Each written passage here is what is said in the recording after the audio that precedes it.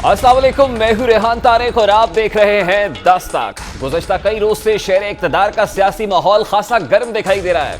बज़ाहिर खामोशी है, सब अच्छा बताया जा रहा है और दिखाया जा रहा है कि ना तो कोई दरार है ना ही फासले, बल्कि ताल्लुकात में जो हिद्दत थी वो आज भी बरकरार है। माहौल जितना खुशगवार पहले था आज भी बिल्कुल वैसा ही है। तमाम खबरों को मुस्तरद और तासुरात को अफवाहों और कयास आराइयों से ताबीर किया जा रहा है। इसी बेयकीनी के माहौल में कोई भी सच बात बताने को तैयार नहीं है। एक सवाल है कि जो मुसलसल हुकूमती हलकों में दस्तक दे रहा है, मगर इसका खामोशी, तखलिया और सुकूत है। जब वज़रा से सवाल होता है तो उसका जवाब क्या मिलता है, जरा उसकी एक झलक आपके सामने भी रखता है। ये परफेक्शन किसी नहीं होती है, ऊपर नीचे होता रहता है। सर, आप इमरान खान साहब के साथ खड़े होंगे? ये सोचते क्यों खड़ा नहीं है। सर, आप कहा जा रहा है आपने शेरवानी तैयार कर ली है। कटक साहब, सर आज हो जाएगा नोटिफिकेशन सर? वज़ीर आज़म को समरी भी इरसाल हो गई है। अब वज़ीर आज़म उसके ऊपर कब दस्तखत करते हैं ये उनकी हिमा पर है। Don't ask silly questions. Please don't ask silly questions. हुकूमती वज़रा के इन जवाबात के बाद सवालात की शिद्दत और भी बढ़ती जा रही है। सवाल तो सादा सा है कि क्या हुकूमत कुछ छुपा रही है? क्या हुकूमत की जानिब से माहौल साजी की जा रही है? क्या वज़रा को कोई टास्क सौंपा गया है, यानी वज़रा किसी मिशन पर है? ये बेचैनी, कन्फ्यूजन और बेयकीनी मजीद कितने रोज तक बरकरार रहेगी? और फिर सवाल तो ये भी है कि क्या हुकूमत कोई सियासी चाल चल रही है?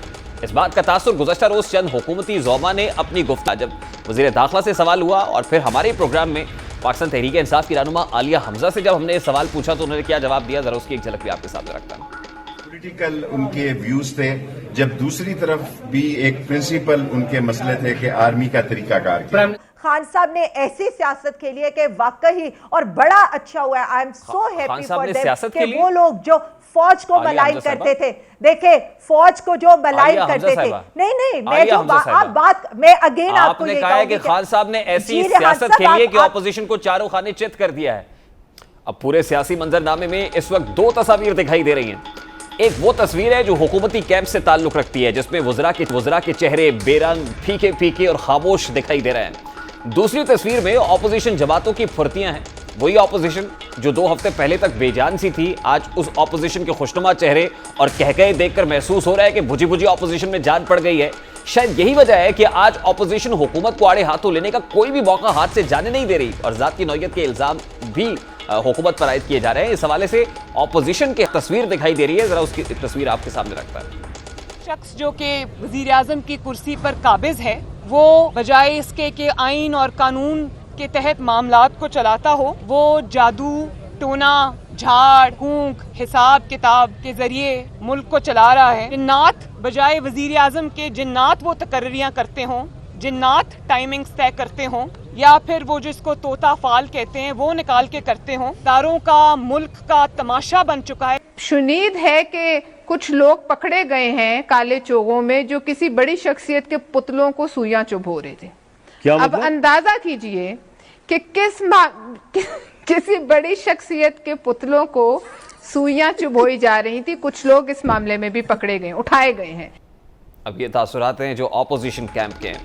हालिया सियासी मंजरनामे इस्लामाबाद की फिजा में छाई गैर यकीनी और ऑपोजिशन की फुर्तियों के बाद दर्जनों सवालात, अनकही कहानियां और तजब्जुब की कैफियत है। क्या हुकूमत घबरा रही है? वज़ीर आज़म इमरान खान कहते थे कि अपने घबराना नहीं है। क्या हुकूमत घबराई हुई है? क्या वज़ीर आज़म का मोरल डाउन हो गया है? क्या ऑपोजिशन जमातों के लिए राह हमवार हो गई है? क्या हुकूमती वज़रा आशियाने बदलने की तैयारी में हैं? इस सारे मंजरनामे का नुकसान आखिर किसे उठाना पड़ेगा और इसका बेनिफिशरी कौन दिखाई दे रहा है? सवालात, मामलात, तवक्कुआत और खदशात पर बात करेंगे। इस वक्त सीनियर सहाफ़ी तज्ज़ियाकार मुजीबुर रहमान शाबी साहब ने हमें ज्वाइन किया है। अस्सलाम वालेकुम शाबी साहब, बहुत बहुत शुक्रिया आपके वक्त के लिए। शाबी साहब, इब्तिदा में बड़ा ही सादा सवाल है। हसास इदारे के सरबराह के तकर्रुर का मामला क्या जीत और हार का मामला है शाबी साहब? ये तो मुझे तो ऐसे लगता है कि हम सब हार रहे हैं। यानी पूरी पाकिस्तानी कौम जो है उसके आसाब मुतासर हो रहे हैं। एक बात का बतंगड़ बना दिया गया है। एक तकर्री का मामला है और पहली दफा हो नहीं रहा। यानी ये अदारा जो है बरसों पुराना है। हर 3-4 साल बाद इसके सरबराह की तकर्री होती है। कोई नई बात तो है नहीं, उसका एक प्रोसीजर तयशुदा है। फिर उसे फॉलो क्यों नहीं किया जा रहा, और कौम के आसाब जो हैं उनका इम्तिहान क्यों लिया जा रहा है। तो मुझे तो लगता यह है कि हम सारे जो हैं वही हार रहे हैं इस गेम में। जीत तो किसी की मुझे मालूम नहीं होती। शावी साहब, वो वुज़रा जो बबांगे दोहल बोला करते थे प्रेस कॉन्फ्रेंसेस के अंदर, हर सवाल का जवाब देना अपनी जिम्मेदारी समझते थे, उनको भी इस मामले पर खामोश देखा गया। लेकिन चंद लोग जो बोले हैं उन्होंने ये तासुर देने की कोशिश की है कि वज़ीर आज़म इमरान खान साहब ने कोई सियासी चाल चली है।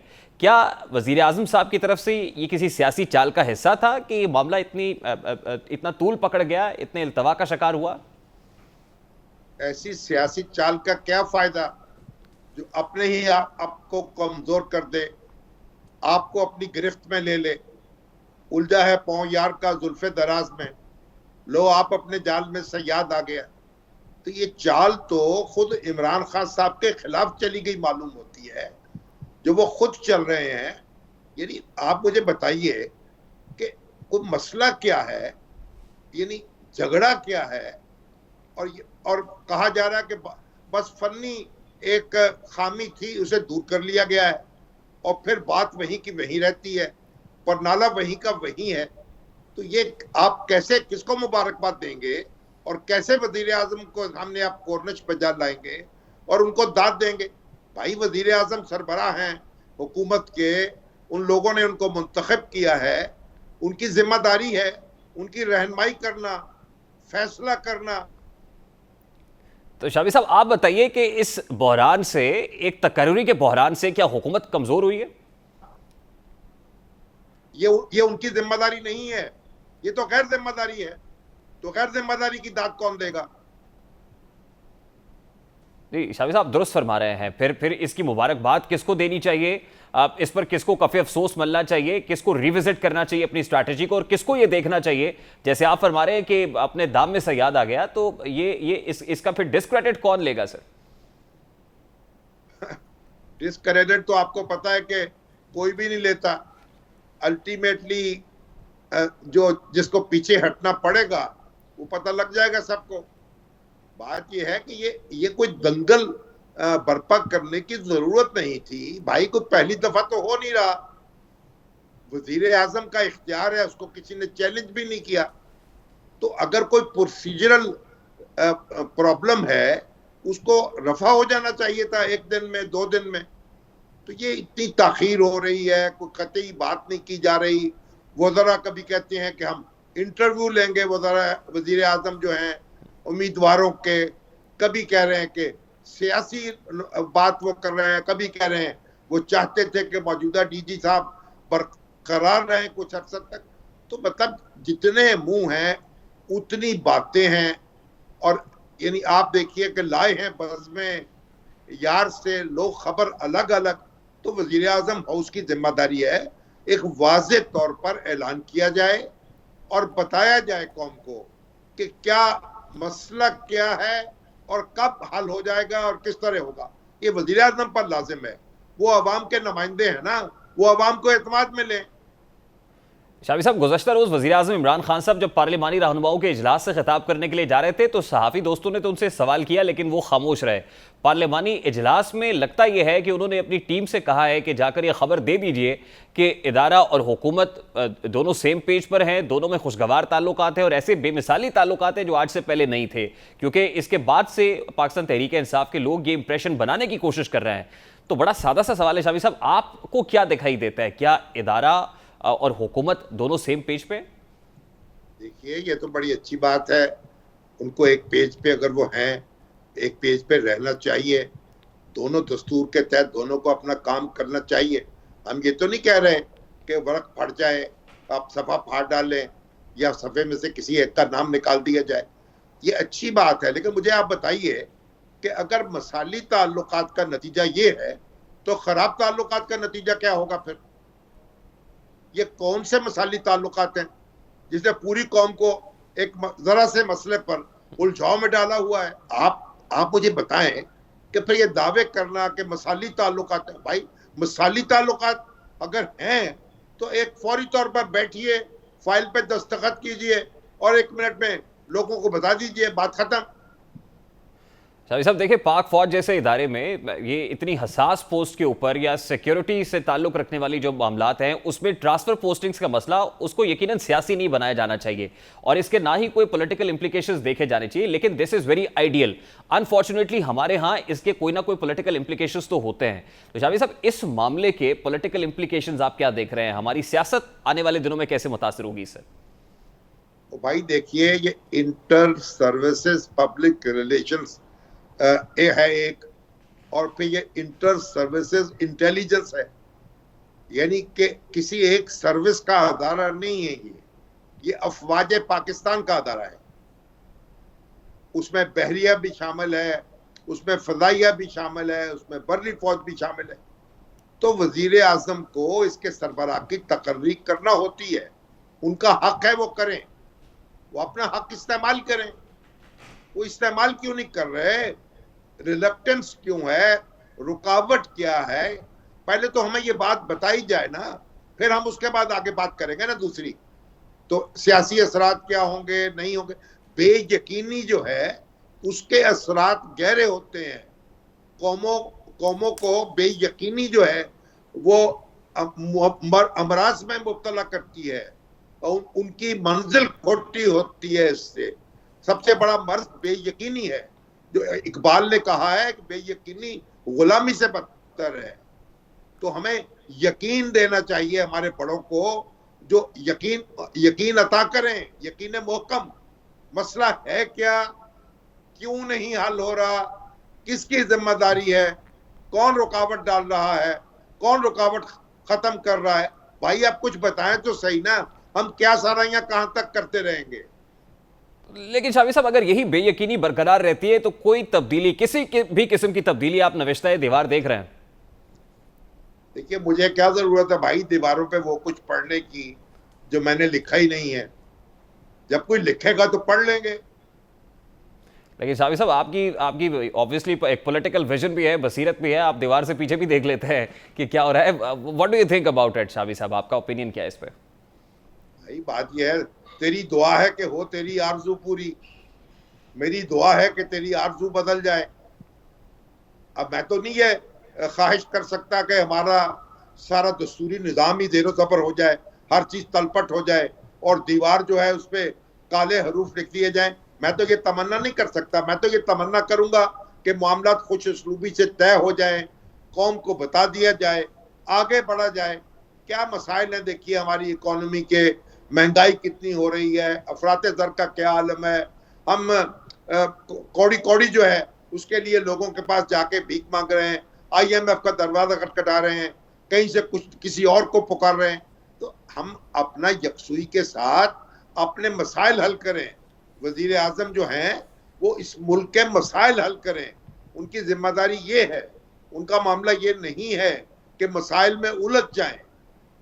शावी साहब दुरुस्त फरमा रहे हैं कि ये वो वक्त था कि जिस वक्त उन्हें अपनी गवर्नेंस को इम्प्रूव करना था, मैनेजमेंट को बेहतर करना था, अब और बहुत सारे मामलात ऐसे जो डिलीवरर्स की तरफ उनका फोकस होना चाहिए था। लेकिन अनफॉर्चुनेटली एक अननेसेसरी से मामले के अंदर एक नॉन इशू को इशू बनाकर उसमें उलझे हुए दिखाई देते हैं। शायद यही वजह है कि हुकूमती सफ़ों में बेयकीनी है, वज़रा के चेहरों पर एक हैरतज़दा चेहरे हैं, मुरझाए हुए हैं, लेकिन दूसरी तरफ ऑपोजिशन के चेहरे क्यों मुस्कुरा रहे हैं सर? वो खिलखिलाकर कह के लगाकर बातें क्यों कर रहे हैं? अब ऑपोजिशन को खुशी महसूस क्यों हो रही है? क्या कोई उम्मीद है, कोई इम्कान है वहां पर?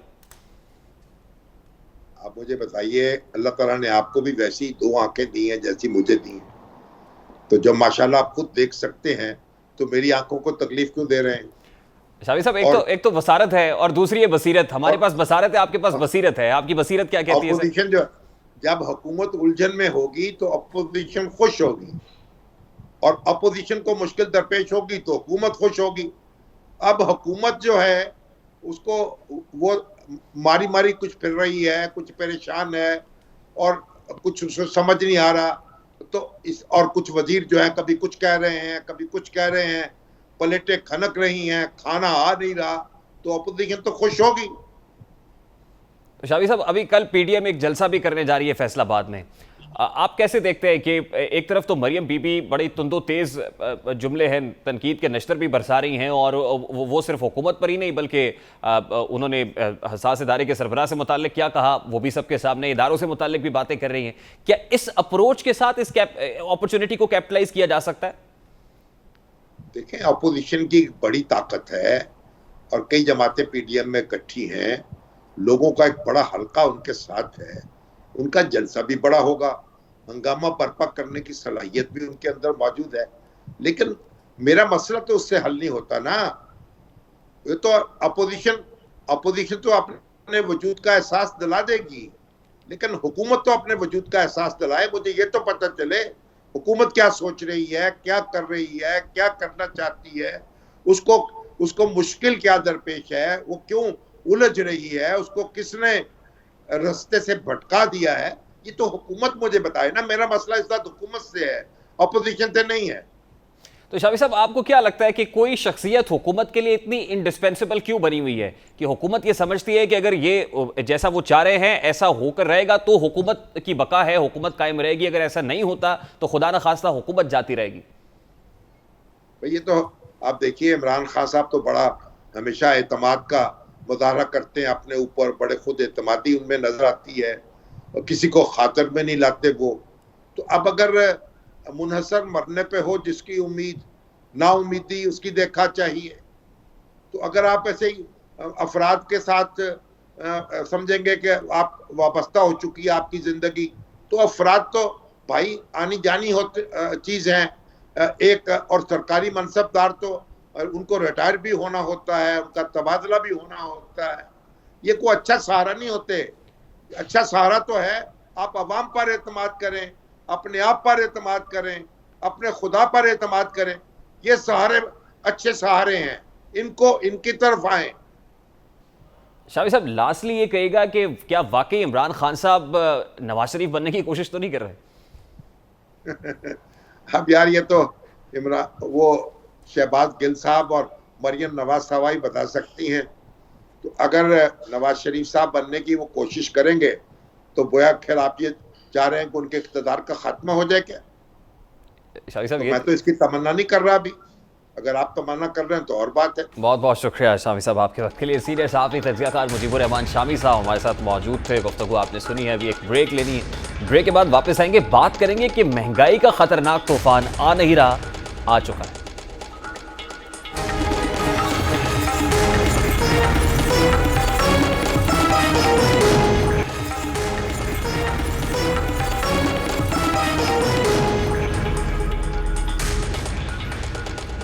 Welcome back. हुकूमत एक बार फिर अपने दावों और वादों से मुकर गई है, एक बार फिर अवाम पर बिजली गिरा दी गई है। गुज़श्ता रोज वाशिंगटन में अमेरिकी इंस्टीट्यूट ऑफ पीस में गुफ्तगू करते हुए वज़ीर ख़जाना शौकत तरीन ने अवाम को यकीन दहानी कराई थी कि बिजली की कीमतें नहीं बढ़ाई जाएंगी, लेकिन आज ही बिजली की कीमत में ₹1.68 इजाफा कर दिया गया है। बिजली महंगी करने की मंजूरी वफाकी काबीना ने दी है और नेपरा की तजवीज़ पर बिजली की कीमत में इजाफे की समरी वजारत तवानाई की जानिब से काबीना को भेजी गई थी।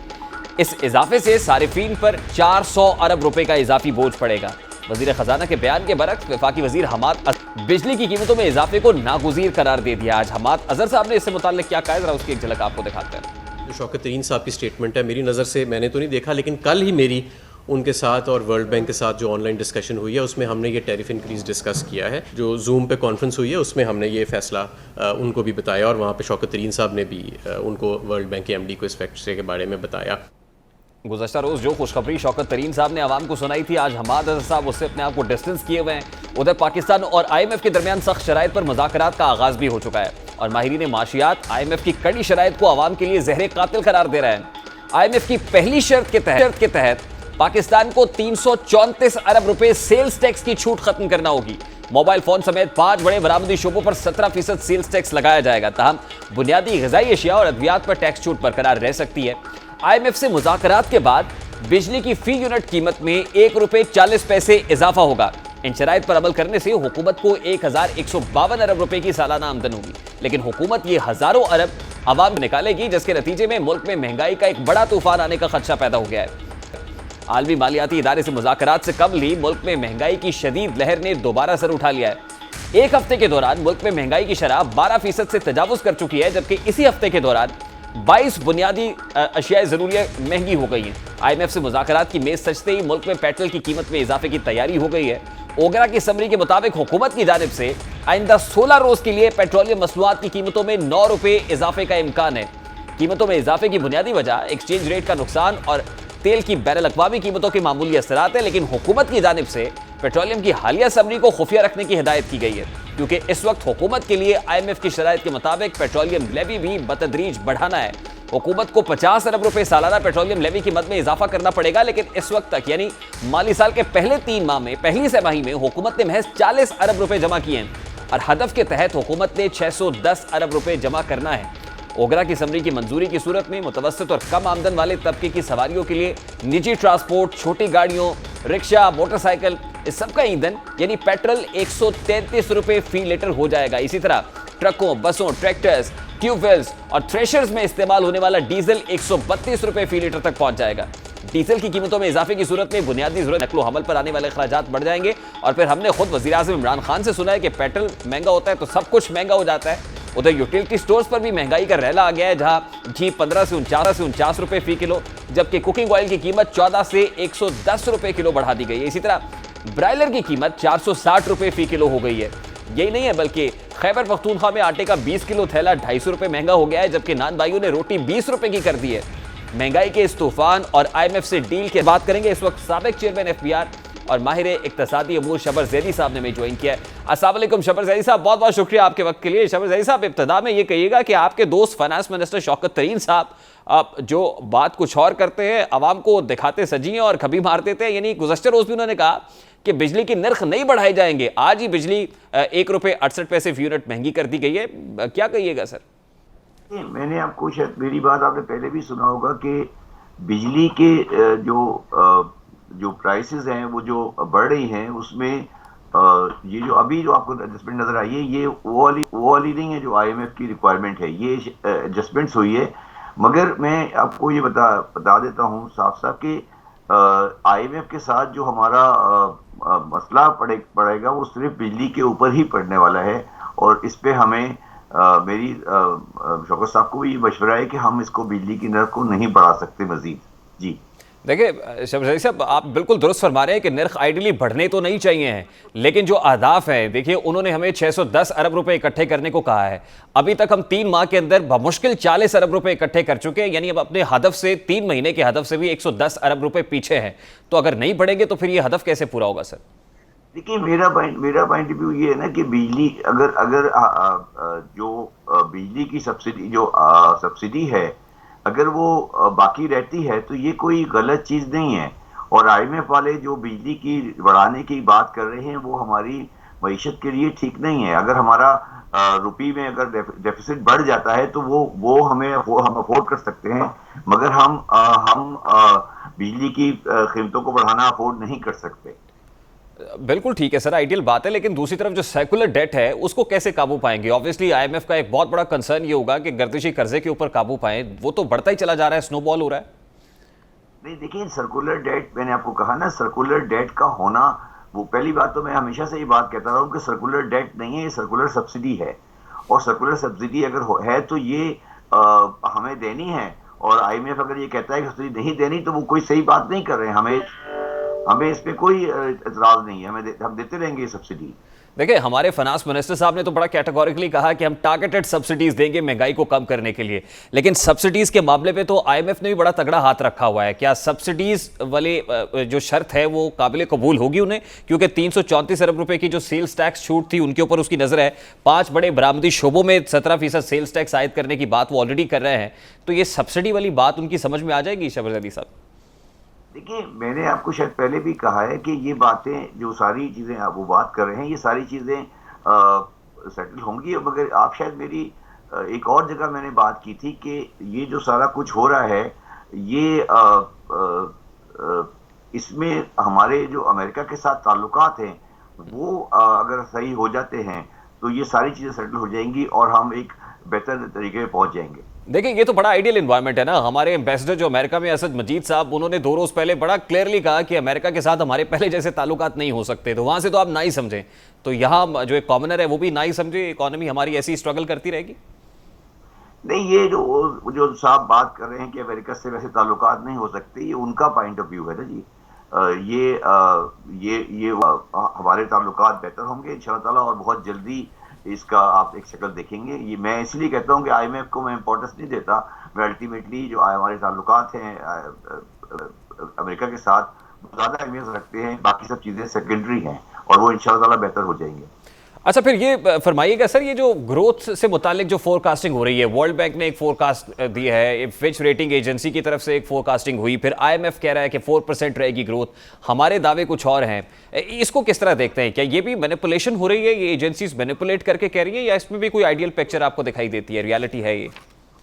देखिए, अगर आप मेरा बहुत पुराना देखिए, मेरा एक बहुत पुराना मैंने एक ट्वीट किया था और मैंने प्रोजेक्ट किया था कि हमारी जो GDP ग्रोथ रेट है वो 4% रहेगी, और आप देखें 4% की रेट ही आ रही है, और 4% कोविड के ज़माने में बुरा रेट नहीं है। ये चीज़ें, ये कोई बुरा पोजीशन नहीं है हमारे साथ। तो ठीक है sir, thank you very much. Lastly sir ये बताएगा कि फाइनेंस मिनिस्टर साहब ने ये कहा था कि हम ग्रोथ अपनी बढ़ाने पे हमारा एम्फेसिस और फोकस होगा, और फिर ये ट्रिकल डाउन इफेक्ट होगा अल्टीमेटली, जब ग्रोथ बेहतर होगी हमारी तो ग्रोथ लेड इकोनॉमी हम बनाना चाहते हैं। तो आपको लग रहा है कि हम वो टारगेट पूरा, ऑल्दो हुकूमत इस वक्त अननेसेसरी चीजों में घुसी हुई है, नॉन इश्यूज को इशू बनाया हुआ है, लेकिन आपको लग रहा है कि इसको काउंटर फाइट करने में कामयाब हो जाएंगे in few days to come?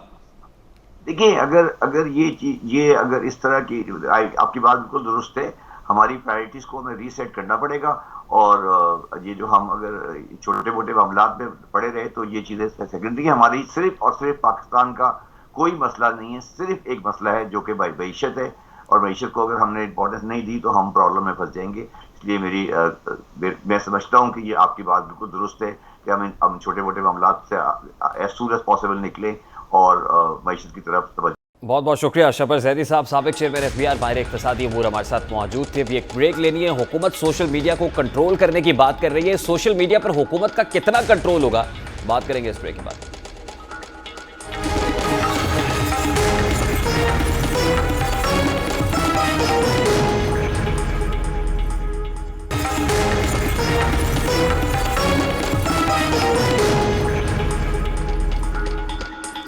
Welcome back. वफाकी वजारत इंफॉर्मेशन टेक्नोलॉजी और टेलीकम्युनिकेशन ने सोशल मीडिया रूल्स 2021 का गैजेट नोटिफिकेशन इशू कर दिया है, जिसके तहत पाकिस्तानी सारिफीन को इज़हारे राय की मुकम्मल आज़ादी होगी, जबकि YouTube, Facebook, TikTok, Twitter, Google plus समेत तमाम सोशल मीडिया इदारे रूल्स के पाबंद होंगे। सोशल मीडिया इदारों पर इसकी पासदारी लाजमी हो गई, और तरमीमशुदा रूल्स के तहत पाकिस्तानी सारिफीन को आर्टिकल 19 के तहत इज़हारे राय की मुकम्मल आज़ादी होगी, जबकि इंतहा पसंदी, दहशतगर्दी, नफरत अंगेज, गैर अखलाकी और पुरतशद्दुद मवाद की लाइव स्ट्रीमिंग पर पाबंदी होगी। बज़ाहिर ये रूल्स बड़े सादा दिखाई देते हैं, क्या ये रूल्स उतने ही सादा हैं जितने दिखाई दे रहे हैं? बात करेंगे इस वक्त social media act. Usama Khilji हमारे साथ मौजूद है। अस्सलाम वालेकुम उसामा खिलजी साहब, बहुत बहुत शुक्रिया आपके वक्त के लिए। सबसे पहले तो ये कहिएगा, ये जो social media rules 2021 gadget notify हुआ है, ये रूल्स एक कंज्यूमर को किस तरह से अफेक्ट कर रहा है, एक सारिफीन इससे किस हद तक मुतासर होते हुए दिखाई दे रहा है आपको? देखिए, आम सारिफ पे काफ़ी पाबंदियां लग गई हैं कि वो सोशल मीडिया पे क्या कुछ कह सकते हैं, और ये जो तरीकाकार है इन्होंने काफ़ी कॉम्प्लिकेटेड तरीके से किया है जो आम सार्फिन को समझ में भी नहीं आएगा। तो इसलिए उम्मीद है कि मैं इसको जो है आसानी से एक्सप्लेन कर सकूं। लेकिन उन्होंने क्या किया है कि जो आइन की जो फ्रीडम ऑफ स्पीच का जो क्लॉज है, आर्टिकल 19 जो है, उसमें कुछ उन्होंने प्रोवाइजोज यानी कि एक्सेप्शंस दिए हैं। उसमें लिखा हुआ है कि आपके पास आज़ादी राय है, लेकिन अगर, और फिर जो है कुछ एक्सेप्शंस हैं, तो उसमें ग्लोरी ऑफ इस्लाम है, उसमें defence and security of Pakistan है, पब्लिक ऑर्डर है, मोरालिटी, ऑब्सैनिटी, डिसेंसी, ये चीज़ें। और फिर लिखा गया है इन कवायद में कि इन चीज़ों को अगर आप वायलेट करेंगे तो फिर जो है आपका कंटेंट सोशल मीडिया कंपनी को कहा गया है कि सोशल मीडिया कंपनी पे लागू है कि वो इस कंटेंट को पाकिस्तान में रिस्ट्रिक्ट करेगी, यानी कि पाकिस्तान में सार्फिन इसको देख नहीं पाएंगे। लेकिन इसमें मसला, अभी सुनने में तो बिल्कुल ठीक लगता है, लेकिन मसला इसमें यह आ जाता है कि इख्तियारात पीटीए को दिए गए हैं, यानी कि पीटीए जो है डिसाइड करेगा कि क्या चीज़ ऑब्सीन है, क्या चीज़ एंटी पाकिस्तान है, क्या चीज़ ग्लोरी ऑफ इस्लाम के खिलाफ है। और इसमें जो उन्होंने डेफिनेशंस दी हुई हैं वो पाकिस्तान पीनल कोड की। तो इसमें यही मसला आता है कि आगे हम इसको देखेंगे, ये बहुत ज़्यादा अब्यूज़ का इसमें जो है हुकूमत के पास एक पोटेंशियल आ गया। दूसरा इसमें मसला ये है कि अक्सर जो ये कवायद और कवानीन होते हैं वो आइन से जो है रिलेटेड होते हैं। आइन में जो हमें हकूक दिए हुए उनको प्रोटेक्ट करना चाहिए इनको, लेकिन जो इंटरनेशनल रेगुलेशंस हैं उनके ही तहत कम्युनिटी स्टैंडर्ड सारी कंपनियों ने बनाए हुए हैं, जिन्हें कम्युनिटी स्टैंडर्ड या रूल्स बोलते हैं सोशल मीडिया में। अभी हुकूमत जो है सोशल मीडिया कंपनी को कह रही है कि एक तो आपके अपने रूल्स हैं और उनके ऊपर जो है जो पाकिस्तानी हुकूमत आपको कवायद बता रही है, इन सबको आपने नाफिज करना है पाकिस्तानी यूजर्स पे। तो अभी 2 किस्म के रूल्स पाकिस्तानी यूजर्स के ऊपर आ गए। इसमें मसला यह है कि सोशल मीडिया कंपनीज ज्यादातर दुनिया में एक ही किस्म के जो है कवायद सारी दुनिया में चलाती है, और जिसमें जो हार्मफुल कंटेंट होता है, जो हरासमेंट से रिलेटेड है, हेट स्पीच, चाइल्ड पोर्नोग्राफी हो गया, इंसाइटमेंट टू वायलेंस हो गया, वो ऑलरेडी वो हटाते हैं। लेकिन इशारा उस तरफ जा रहा है कि हुकूमत कोशिश कर रही है कि हुकूमत पे जब तनकीद हो तो ऐसे मवाद को जल्द से जल्द हटाया जाए, ताकि जो नैरेटिव है उसको कंट्रोल किया जाए हुकूमत की तरफ से सोशल मीडिया में, क्योंकि वो आखिरी जगह रह गई है जहाँ पे लोग आज़ादी राय का एक्सरसाइज। उसामा खिलजी साहब, आपने बड़ी तफसील से बता दिया है। ये कहिएगा कि ये जितने रूल्स हैं ये सभी सोशल मीडिया प्लेटफॉर्म्स की अपनी पॉलिसी गाइडलाइंस का हिस्सा होते हैं तकरीबन। जैसे आप फरमा रहे हैं कि इंप्रेशन ये है कि हुकूमत जो है वो कंट्रोल करना चाहती है बराह रास्त सारिफीन को, और फिर उसमें ये कहा गया है पीटीए पाबंद करेगा इन सोशल मीडिया प्लेटफॉर्म्स को, इन कंपनीज को, कि पाकिस्तान में अपने दफातर खोले। ये बात पहले भी हो चुकी है, लेकिन क्या वो पाबंद होंगे कि वो आके यहाँ पर दफातर खोले और उसके बाद पीटीए उनको जो कह रहा है वो उससे करवा भी सके?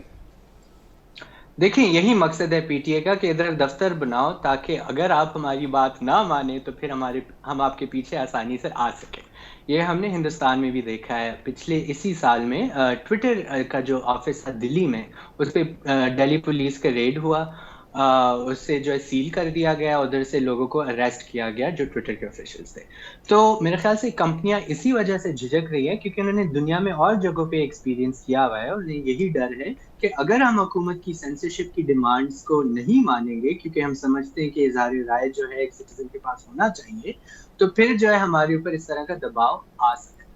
और दूसरा, इसके अलावा इसमें यह भी लिखा हुआ है कि उन पे जो है तकरीबन 500 मिलियन रुपए का जो है फाइन लग सकता है, और इसके अलावा अगर वो ना माने तो फिर सोशल मीडिया प्लेटफॉर्म को बंद भी किया जा सकता है। अच्छा देखिए, तो जो टिकटॉक का बैन हुआ है, और हुकूमत के काफी जो है मिनिस्टर्स कह रहे हैं कि टिकटॉक बैन नहीं होना चाहिए, लेकिन आपने कवायद ऐसे बना दी कि आपके कानून में ले आए कि अगर सोशल मीडिया कंपनी थोड़ी सी भी बात नहीं मानेगी, आप पूरा प्लेटफॉर्म ब्लॉक कर देंगे। डिजिटल पाकिस्तान को भूल जाएं, जो इंटरनेट इस्तेमाल करते हैं, इकोनॉमी पे जो इम्पैक्ट होता है, इन्वेस्टमेंट जो होती है, उसको भूल जाएं। बस आप हमारी बात नहीं मानते, हम आपको ब्लॉक करें। अच्छा देखिए, टिकटॉक पर बैन के अमल को देखते हुए दिखाई तो ये दे रहा है कि हमारे पास एक आसान सा हल ये है कि हम उस सोशल मीडिया फोरम को बैन कर दें अपने मुल्क के अंदर, लेकिन ये जो गैजेट नोटिफिकेशन है ये किस हद तक आपको काबिल अमल दिखाई देता है?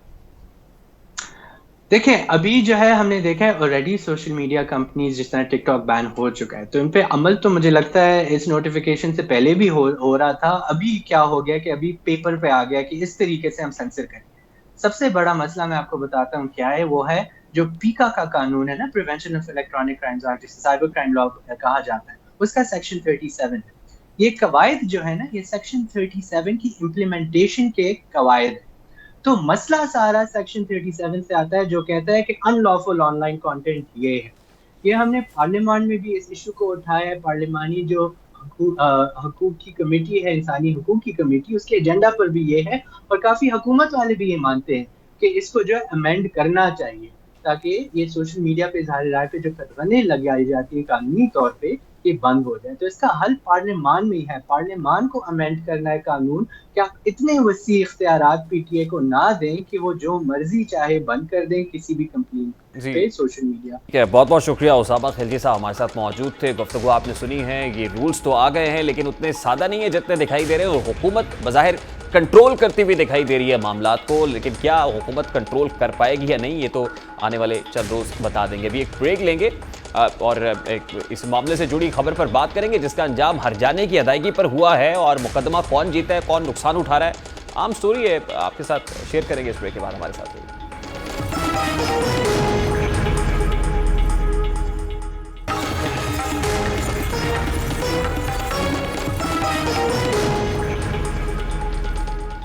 Welcome back. बरतानिया की अदालत से पाकिस्तान तहरीक इंसाफ के लिए अच्छी खबर आई है। वज़ीर-ए-आज़म इमरान खान के साबिक मुआविन खुसूसी जुल्फी बुखारी ने लंदन हाई कोर्ट में वज़ीर-ए-आज़म इमरान खान की साबिका अहलिया रेहाम खान के खिलाफ हत्या इज्जत का मुकदमा जीत लिया है। लंदन हाई कोर्ट के फैसले के बाद रेहाम खान ने जुल्फी बुखारी को मुकदमे के अखराजात और हरजाना अदा करने पर रजामंदी का इजहार किया है। रेहाम खान को 50,000 पाउंड बतौर हरजाना अदा करना होगा, जिसके बाद रेहाम खान ने वज़ीर-ए-आज़म के मुआविन खुसूसी बुखारी से बाज़ाब्ता तौर पर माफी भी मांग ली। तमाम चीज़ों की इशाअत पर जुल्फी बुखारी को काफ़ी तकलीफ, परेशानी और शर्मिंदगी का सामना करना पड़ा, जिस पर मैं उनसे गैर मशरूत माफ़ी मांगती हूँ। मैंने हद तक की इज्जत और कानूनी अखराजात की मद में रकम अदा करने पर इत्तफाक किया है। अब इस फैसले और रेहाम खान के वीडियो बयान के बाद जुल्फी बुखारी ने एक और ट्वीट की, जिसमें उन्होंने लिखा कि जीत हमेशा सच की होती है। जुल्फी बुखारी मुकदमे पर शादियां नहीं बजा रहे हैं, लेकिन पाकिस्तानी अवाम आज भी 2013 में लगाए गए 35 पंक्चर के इल्जामात के सबूत ढूंढ रहे हैं। आज भी ऑपोजिशन लीडर पर 10 अरब की पेशकश का इल्जाम लगाए जाने के बाद एक लंबी खामोशी है, क्योंकि उसके बाद ऑपोजिशन लीडर ने इमरान खान साहब पर हरजाने का दावा दायर कर रखा है। अगर हुकूमती वज़रा रेहाम खान के खिलाफ जीत की खुशी बना रहे हैं तो यकीनन मुल्क की सियासत के इन दो बड़े इल्जामात के जवाब भी देना होंगे, और हमारे यहाँ वहाँ पर स्ट्रिक्ट हैं, हद के इज्जत का फैसला हो गया है। यकीनन इन दो केसेस पर भी ये फैसला आना चाहिए। प्रोग्राम का वक्त अपने इख्तिताम को पहुंचे। आपसे मुलाकात होगी इंशाल्लाह अगले हफ्ते। अपना रखिएगा ख्याल। अल्लाह हाफ़िज़।